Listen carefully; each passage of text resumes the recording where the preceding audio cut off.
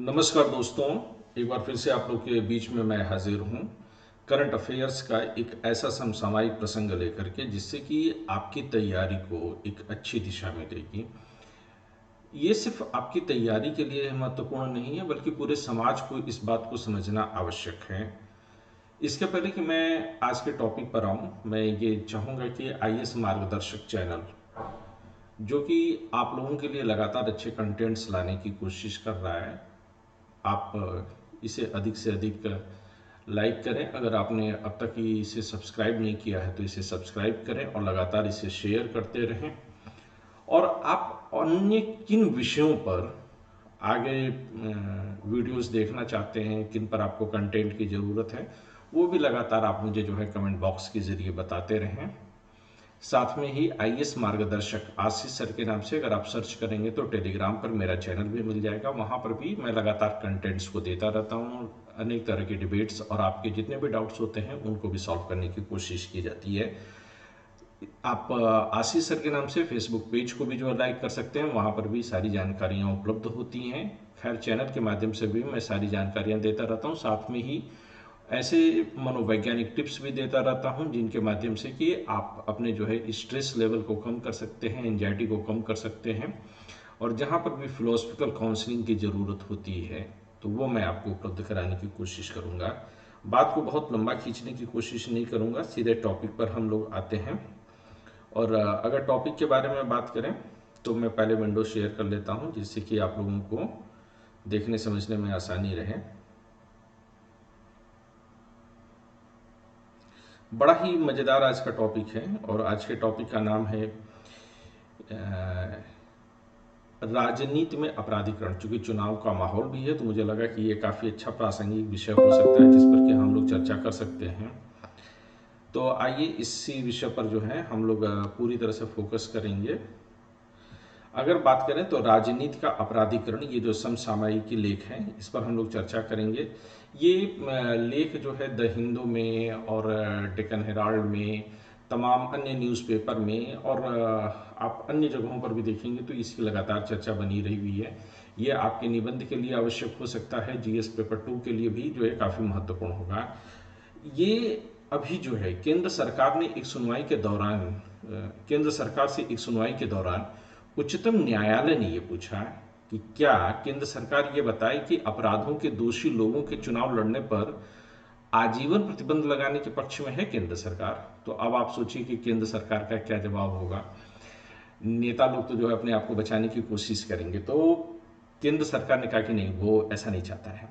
केंद्र सरकार ने यह कहा कि सांसद तथा विधायक किसी विशिष्ट सेवा शर्तों के जरिए प्रतिबंधित नहीं होते हैं, अतः किसी अपराध में दोषी व्यक्ति को चुनाव लड़ने या किसी राजनीतिक दल के पदाधिकारी बनने पर आजीवन प्रतिबंध नहीं लगाया जा सकता।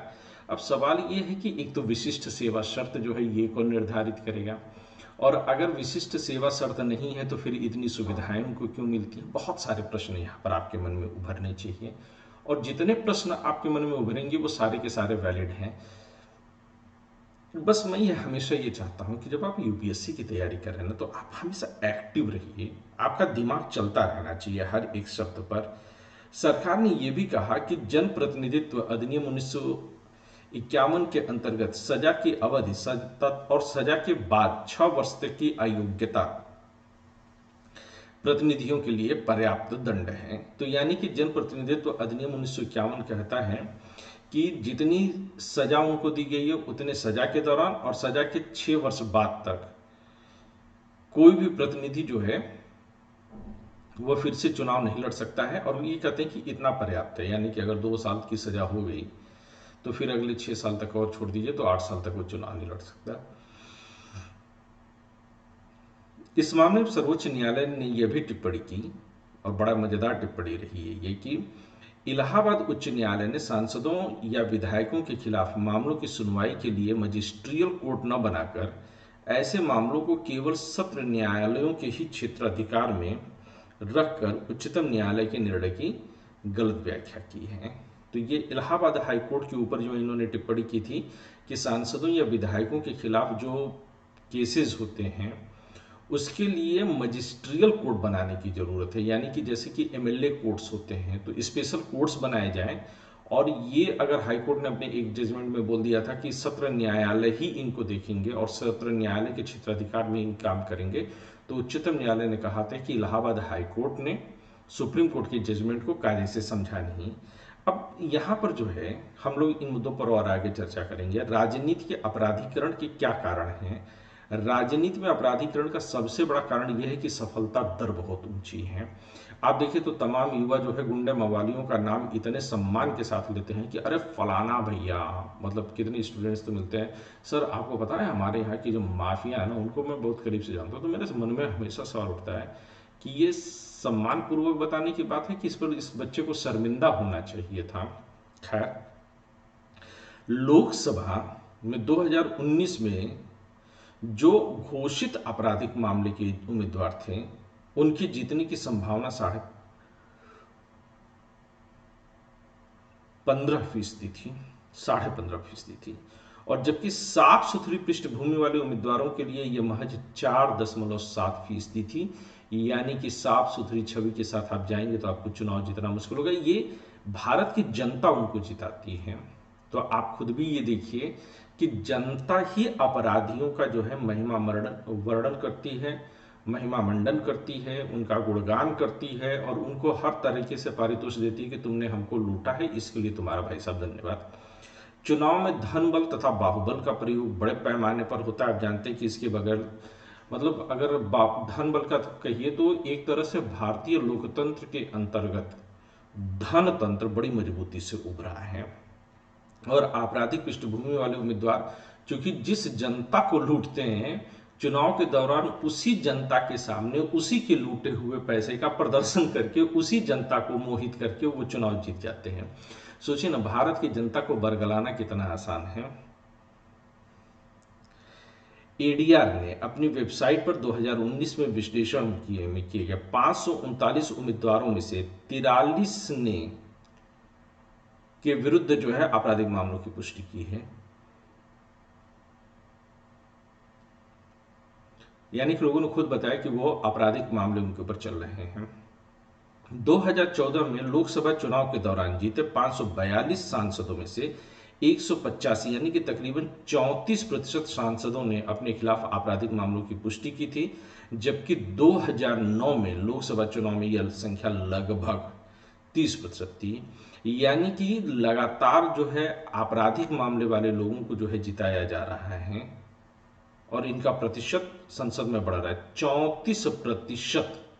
ये बहुत बड़ी संख्या है। 33% महिलाओं को 33% आरक्षण देने में संसद में 30 साल से विधेयक फंसा पड़ा है, लेकिन अपराधियों को 34% जनता जिता करके भेज देती है। शर्मनाक है ये जनता के मुंह पर जो है ये आंकड़े जो है किसी तमाचे की तरह है। भ्रष्टाचार और लालफीताशाही सरकार और प्रशासन में भ्रष्टाचार की समस्याओं के कारण नौकरशाह, राजनेता, पुलिस अधिकारी और अपराधियों और कारपोरेट्स के बीच एक गठजोड़ विकसित हुआ है। यह गठजोड़ आपराधिक पृष्ठभूमि वाले लोगों को राजनीति में प्रवेश करने में सहायता करता है। सामान्य लोग राजनीति में अगर प्रवेश करना चाहते हैं या किसी तरह से जनता की मदद करना चाहते हैं तो ये अधिकारी ही उनकी नहीं सुनेंगे, पुलिस प्रशासन ही नहीं उनकी सुनेगा। जबकि आपराधिक पृष्ठभूमि वालों के यहाँ यही जो है नौकरशाह, यही पुलिस अधिकारी दंडवत करते हैं। विधि के शासन की कमजोरी तथा वोट बैंक की राजनीति, ये बहुत बड़ी समस्या है। विधि के शासन की कमजोरी ने जो है पुलिस और नौकरशाही पर लोगों के विश्वास को कम कर दिया है। जाति और धर्म आदि के आधार पर सामाजिक विभाजन और सामाजिक तनाव के मामलों में अधिकारियों द्वारा त्वरित कार्यवाही की असमर्थता से लोगों का लोकतांत्रिक संस्थाओं के प्रति विश्वास कम हुआ है और इससे वोट बैंक की राजनीति जो धर्म, जाति आदि पर जो है की जाती है, उसकी राजनीति करने वाले उम्मीदवारों की लोकप्रियता काफी बढ़ी है और उनके निर्वाचन का मार्ग आसान हुआ है। किसी भी पार्टी के अंदर ये भी एक जो है टॉपिक आपका है कि पार्टी में लोकतंत्र का अभाव है। कोई भी पार्टी अपने यहाँ लोकतंत्र के आधार पर काम नहीं करती, वो कोई भी पार्टी हो। अगर आप देख लीजिए तो ABCDE चाहे जो भी पार्टी हो, अगर आप सबसे बड़ी पार्टी आज की बीजेपी को ले लीजिए तो बीजेपी में जो है JP नड्डा, सबको पता है कि उनके कार्यकर्ताओं की जो है पसंद पर नहीं बने हैं। अमित शाह और मोदी ने बैठ करके तय कर दिया कि अब की बार JP नड्डा होंगे। इसी तरह से अलग अलग प्रदेशों में जब मुख्यमंत्रियों को बदला जाता है या मुख्यमंत्रियों का चयन होता है तो हाईकमान के आधार पर होता है, जो पूरी तरह से गलत है। प्रधानमंत्री या मुख्यमंत्री का चेहरा जो पेश किया जाता है वो हमेशा चुनाव जीतने के बाद होना चाहिए। चुनाव के दौरान जो है मुख्यमंत्री और प्रधानमंत्री का चेहरा प्रस्तुत नहीं किया जा सकता है। इसी तरह से पार्टियों के जो अध्यक्ष चुने जाते हैं, चाहे वो कांग्रेस हो, चाहे वो सपा हो, चाहे बसपा हो, उस सभी जगहों पर जो है जमीनी स्तर के कार्यकर्ताओं की जो है कोई नहीं सुनी जाती है। वो लोग आपस में ही ऊपर पे तय कर लेते हैं। तो इससे भी ये होता है कि राजनीति में अगर आपको ऊपर जाना है तो आपके पास समर्पित विचारधारा के अलावा भी कुछ होना चाहिए, यानी कि पार्टियां भी इस तरह की जो है बातों को बढ़ावा दे रही हैं। दूसरी बात यह कि दोषसिद्धि में दर में कमी, हालांकि दोषसिद्धि दर में कमी अगर विश्व के अन्य देशों की तुलना में कहें तो भारत में बहुत बुरी स्थिति नहीं है, लेकिन जो स्थिति है वो बहुत अच्छी भी नहीं कही जाएगी अपने आप में। क्योंकि अगर किसी के ऊपर मुकदमा चलता है, जैसे कि आजम खान, करीबन 4 साल हो गया, कन्हैया कुमार के ऊपर जो है भारतीय जनता पार्टी संसद से लेकर के हर टीवी चैनल के ऊपर चिल्लाती रहती है कि इन्होंने भारत तोड़ो का नारा दिया है, लेकिन 6 साल से ज़्यादा हो गया जब दिल्ली की सरकार आपकी, दिल्ली पुलिस आपके अधीन है, जब केंद्रीय सरकार के आपके अधीन है, और 6 साल के अंदर अब जाकर के कार्यवाही शुरू हुई है, ये अपने आप में बड़ा शर्मनाक है। इसी तरह से आजम खान का केस आप उत्तर प्रदेश में ले लीजिए, आजम खान के साथ भी यही स्थिति है। 4 लंबे समय तक जेलों में बंद रहते हैं ये लोग, लेकिन इनकी जो है खिलाफ मुकदमे पूरे नहीं हो पाते हैं, जिसकी वजह से ये जेल में बैठ करके चुनाव लड़ते हैं। इस बार भी उत्तर प्रदेश में कई ऐसे अपराधी हैं जो जेल के अंदर, या इनके ऊपर अपराध के मामले हैं, वो जेल के अंदर बैठे हुए हैं। इसी तरह से जब एक पार्टी जो है सरकार में आती है तो वो अपने और अपने पसंद के लोगों के ऊपर लगाए गए चार्जेस को वापस ले लेती है। जैसे कि बीजेपी की सरकार आने के पहले योगी आदित्यनाथ संसद में रो रहे थे कि उनके ऊपर आपराधिक मुकदमे दर्ज किए गए हैं, लेकिन वापस आने के बाद उन्होंने अपने ही खिलाफ मुकदमे वापस ले लिए। ये तो विधि के शासन का जो है पूरी तरह से माहौल बनाया गया था, ये लोकतंत्र का पूरी तरह से अपमान किया गया था। गांधी याद आते हैं। गांधी ने कई जगह जो है, जब उन्होंने जो है राज्य के कानून का विरोध किया, तो वो हमेशा कहते थे गांधी कि अगर राज्य के कानून का विरोध कर रहे हैं तो फिर उसके दंड के लिए भी तैयार रहिए, और अगर आपको दंड का विरोध करना है तो वो भी उसी प्रोसेस के अधीन करिए, आप जेल जाने से मत डरिए। लेकिन आज के नेता संसद में रोते हैं, मुख्यमंत्री बनने के बाद दहाड़ते हैं। इसी तरह से बाकी नेताओं का भी यही हाल है, लगभग सभी दलों में यही हाल है। तो इस वजह से राजनीतिक दल जो है आपराधिक पृष्ठभूमि वाले उम्मीदवारों को जो है ज्यादा वरीयता देते हैं। चुनाव आयोग की अक्षमता। चुनाव आयोग नामांकन पत्र दाखिल करने वालों के उम्मीदवारों से संपत्ति का विवरण, अदालतों में लंबित मामले और शैक्षिक योग्यता और उम्मीदवारों के चुनावी खर्च के बारे में भी पूछता है। हालांकि कई उम्मीदवार इसकी गलत जानकारी देते हैं, जैसे कि अगर या सही जानकारी भी मिल जाए तो चुनाव आयोग उनके ऊपर कोई कार्रवाई नहीं करता है। जैसे कि सनी देओल जब ये गुरदासपुर से चुनाव जीते तो उन्होंने अपने जो चुनावी खर्चे थे उससे ज़्यादा उन्होंने खर्च किया था। इसको जो है एक नोटिस जारी करके मामला रफा दफा कर दिया गया, जबकि इसके खिलाफ सनी देओल के खिलाफ जो है एक्शन लिया जाना चाहिए था। इसी तरह से बहुत सारे नेता जो है चुनाव के दौरान अगर आप देखेंगे तो वो बड़े पैमाने पर जो है धांधली करते हैं, पैसे का दुरुपयोग करते हैं, खासतौर से जो लोग सरकार में होते हैं बड़े पैमाने पर करते हैं, लेकिन चुनाव आयोग कभी भी उन पर नजर नहीं डालता है। ऐसे मामलों में TN शेषन साहब जो है बहुत याद आते हैं, और TN शेषन सर ने जो है उस समय की सभी पार्टियों में उन्होंने तो पूरी तरह से बूथ कैप्चरिंग वगैरह रुकवा दी थी। लेकिन अब जो है जितने भी चुनाव आयोग हैं वो स्वयं सरकार के कृपा पात्र बने रहने के कारण जो है उसकी गलतियों की तरफ से आंखें बंद कर लेते हैं। तो चुनाव आयोग पूरी तरह से जो है असमर्थ हो गया है। आप लोग कभी इस्तेमाल मत करिएगा, लेकिन नपुंसक हो गया है अभी ये, आप लोग मत इस्तेमाल करिएगा स्टूडेंट के तौर पर।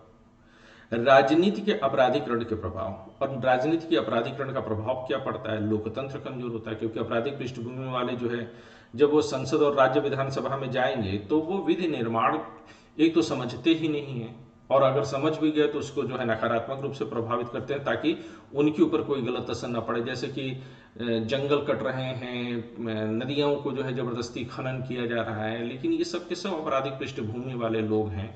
हम जानते हैं कि किस तरह से जो है फैजाबाद से लेकर के बनारस की बेल्ट में जो है बड़े पैमाने पर ये उत्खनन होता है। बुंदेलखंड में किस तरह से जो है वहाँ पर पत्थरों की कटाई की गई, मध्य प्रदेश में किया जाता है।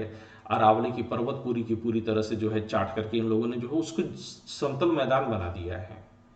तो ये इन्हीं लोगों के संरक्षण में होता है। न्यायिक प्रक्रिया में बाधा, जब ये विधायक और या सांसद बन जाते हैं तो फिर इनको कई तरह के विशेषाधिकार मिल जाते हैं। विशेषाधिकार मिल जाने के कारण ये अपने आप को अपराधों से मुक्त भी करा सकते हैं। जैसे कि हम लोगों ने देखा है कि उत्तर प्रदेश में मुख्यमंत्री बनने के बाद योगी आदित्यनाथ ने अपने और अपनों के ऊपर जो है लगे हुए चार्जेस को ले लिया। उसके पहले अखिलेश यादव थे, तो उन्होंने जो है जिन लोगों के ऊपर आतंकवादी चार्जेस थे उन पर से जो है मुकदमा तक वापस लेने की बात कही थी। तो हर सरकार जो है इस तरह से जो है अपराधियों को संरक्षण देने की कोशिश करती है। भ्रष्टाचार में वृद्धि, जब अपराधी ही जाएंगे तो जाहिर सी बात है कि वो भ्रष्टाचार तो करेंगे ही करेंगे, क्योंकि भ्रष्टाचार का ही पैसा था और राजनीति में आने के बाद उसमें कई गुना और वृद्धि हो जाती है। मतलब कुल मिलाकर के आम आदमी ही जो है इसमें पीसा जाता है। समाज में हिंसा को बढ़ावा, क्योंकि बंदूक की कल्चर बढ़ती है। चुनाव में धनबल की वृद्धि हो जाएगी इससे। राजनीति के अपराधीकरण को रोकने के उपाय क्या हैं? राजनीति में अपराधीकरण के रोकने के उपायों में अगर हम देखें तो लोक प्रतिनिधित्व अधिनियम की धारा 125A ये बहुत इंपॉर्टेंट है। इसमें एक निर्वाचन आचरण नियम 1961 के अंतर्गत यह प्रावधान है कि फॉर्म 26 जो कि निर्वाचन के समय में भरा जाता है कि जानकारी छिपाने या गलत जानकारी प्रदान करने के लिए अधिनियम में संशोधन कर सजा को और कठोर किया जाना चाहिए। विधि आयोग की 244वीं रिपोर्ट में भी जो है राजनीतिक अपराधीकरण को रोकने के लिए जो है कई सारी अनुशंसाएं की गई थी। इन अनुशंसाओं में एक मौजूदा सांसद और विधायक के विरुद्ध किसी मुकदमे का निस्तारण 1 वर्ष के अंदर हो जाना चाहिए। हालांकि ऐसा नहीं होता, हालांकि इसके लिए अब MLA कोर्ट्स बनाई गई हैं। 5 वर्ष से अधिक सजा वाले लंबित आपराधिक आरोपों वाले सांसदों या विधायकों को कुछ सुरक्षा उपायों के अधीन अयोग्य घोषित किया जा सकता है।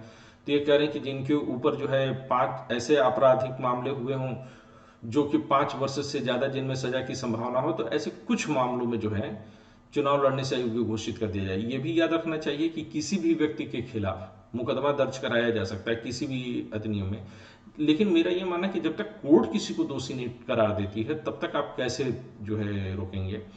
तो जो व्यक्ति राजनीतिक ढंग से जो है सक्रिय है और उसके ऊपर जो है मुकदमे चलते हैं तो फिर उनके खिलाफ जो है मुकदमों की त्वरित सुनवाई होनी चाहिए। इसके लिए अलग से फास्ट ट्रैक कोर्ट्स बननी चाहिए।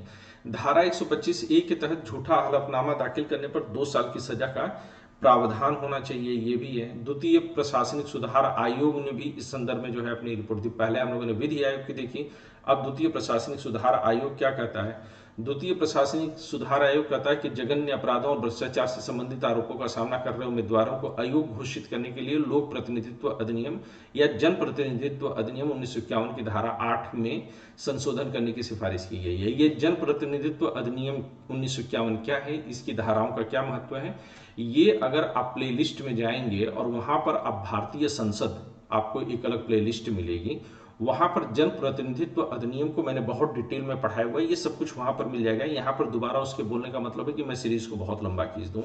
चुनावी प्रचार के वित्त पोषण में और अधिक पारदर्शिता रखने की आवश्यकता है।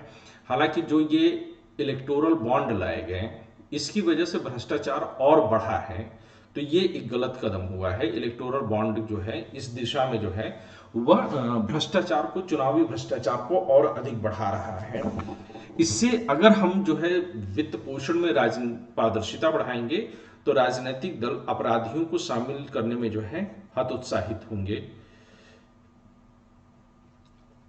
क्योंकि ये अपराधी जो होते हैं ये बड़े पैमाने पर जो है टिकट वगैरह खरीद लेते हैं। आप लोग सुनते भी होंगे कि कई पार्टियां जो होती हैं वो चुनावी चंदे के लिए जो है वो अपना टिकट बेच देती हैं। उच्चतम न्यायालय के निर्णय, उच्चतम न्यायालय ने क्या क्या निर्णय दिए इस संदर्भ में। यूनियन ऑफ इंडिया बनाम association for democratic reforms and anarchies 2002, ये इस मामले को अगर आप देखिएगा तो इस संदर्भ में ये काफ़ी जो है महत्वपूर्ण मामला रहा है, 2002 का ही मामला है ये भी। तो इसमें उच्चतम न्यायालय ने यह निर्धारित किया कि आप लोग कभी भी लिखिएगा तो उच्चतम न्यायालय के पहले माननीय शब्द कभी भी मत लगाइए, वरना अनावश्यक एक शब्द खाएगा आपका। और वैसे भी जरूरत नहीं है, लोकतंत्र में प्रधानमंत्री, राष्ट्रपति या उच्चतम न्यायालय के पहले माननीय लगाने की जरूरत नहीं है। जब आप लोग नौकरशाह बन जाएगा तब लगाइएगा।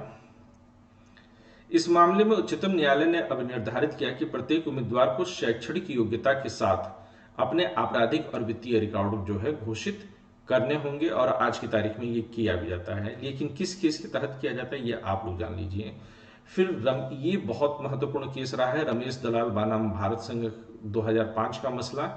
इस मामले में भी जो है उन्होंने कहा कि अगर किसी व्यक्ति को 2 वर्ष से अधिक की सजा दे दी गई हो तो फिर उसे किसी भी संसद या राज्य विधानसभा के लिए जो है चुनाव लड़ने के लिए अयोग्य घोषित कर दिया जाएगा। तो ये भी रमेश दलाल बनाम भारत संघ मामले में 2005 में कहा गया। लिली थॉम्सन बनाम भारत संघ 2013 का मामला भी इस संदर्भ में महत्वपूर्ण है। ये सारे मामले आप लोग के सामने होने चाहिए। इस मामले में सुप्रीम कोर्ट ने जनप्रतिनिधित्व अधिनियम 1951 की धारा 8(4) को असंवैधानिक घोषित किया। यह धारा दोषी विधायकों और सांसदों को तब तक पद पर बने रहने की अनुमति देती थी जब तक कि उनके विरुद्ध की गई अपील का निस्तारण नहीं हो जाता था। तो पहले ये होता था कि मान लीजिए निचली कोर्ट ने जो है सजा दे दी, तो ऊपर की कोर्ट में जो है अगर अपील जो है वो खारिज जब तक नहीं की जाएगी, यानी कि अपील कर दिया आपने तो आप चुनाव लड़ सकते हैं। लेकिन अब ये है कि अगर आपकी अपील जो है स्वीकार करके आपको जो है निर्दोष नहीं ठहराया जाएगा तब तक आप जो है चुनाव नहीं लड़ सकते। तो इसके अनुसार कोई विधायक या सांसद अगर जो है वो सजा पा जाता है 2 या 2 से अधिक वर्षों का, तो वह अयोग्य घोषित हो जाएगा और उसे चुनाव नहीं लड़ने दिया जाएगा। हालांकि 2017 में केंद्र सरकार ने सर्वोच्च न्यायालय को सूचित किया कि यदि अपीलीय अदालत दोष सिद्धि पर रोक लगाती है तो उस अवस्था में विधायकों और सांसदों को पद पर रहने की अनुमति दी जाएगी। तो यानी कि अगर जो है सजा दी गई और सजा पर रोक लगा दी ऊपरी अदालत ने, तो फिर ऐसी स्थिति में उसकी सांसदीय और विधायकी बनी रहेगी। अगर आगे की राह देखें तो राजनीतिक अपराधीकरण तथा भ्रष्टाचार से लोकतंत्र की जड़ें कमजोर हो रही हैं और लोगों को इस मामले में जागरूक बनाए जाने की आवश्यकता है। इसलिए ये वीडियो भी काफी महत्वपूर्ण होगा कि राजनीतिक दलों के अभियान के वित्त पोषण में अधिक पारदर्शिता लाए जाने की आवश्यकता है। इस पारदर्शिता और जवाबदेही में सुधार के लिए जो राजनीतिक दल हैं उनको सूचना के अधिकार अधिनियम के दायरे में लाया जाना चाहिए। हालांकि सभी पार्टियों ने जो है राजनीतिक दलों को सूचना के अधिकार अधिनियम में लाने का जो है पुरजोर विरोध किया है, और इसके लिए जो है संसद ने जो है एक प्रस्ताव भी पारित किया कि उनको सूचना के अधिकार के दायरे में न लाया जाए, जबकि लाया जाना चाहिए। संसद को राजनीति के बढ़ते अपराधीकरण के निस्तारण के लिए विधि का निर्माण करना चाहिए तथा न्यायालय को अपनी न्याय प्रक्रिया को और अधिक तीव्र करने की आवश्यकता है। इसमें न्यायालयों की भी भूमिका बहुत अधिक है। न्यायालयों में भी अब ये देखा गया है कि अपने प्रमोशन आदि के लिए या फिर बाद में जो है रिटायरमेंट के बाद जो है राज्यसभा की सीट पाने के लिए या किसी अन्य तरीके से उपग्रहित होने के लिए ये भी सरकारों के पीछे जो है लट्टू हुई पड़ी रहती हैं, जिससे कि राजनीति में अपराधीकरण होता है। तो न्यायालय को अपनी प्रक्रिया को और पारदर्शी और बेहतर बनाना होगा और उन्हें भी आगे बढ़ करके इस काम को अंजाम देना होगा। इसके साथ ही विधि आयोग, चुनाव आयोग, द्वितीय प्रशासनिक सुधार आयोग की जो है अनुशंसाओं और सर्वोच्च न्यायालय के निर्णयों को सही ढंग से लागू करना चाहिए, और जनता के ऊपर सबसे बड़ी जिम्मेदारी है कि उस बात को समझे। तो आज के लिए बस इतना ही। लगातार इस तरह का सफर आपके साथ जारी रहेगा। उम्मीद करता हूं कि आप लोगों को ये सत्र अच्छे लग रहे होंगे और आप लोग जो है इसे एंजॉय कर रहे होंगे।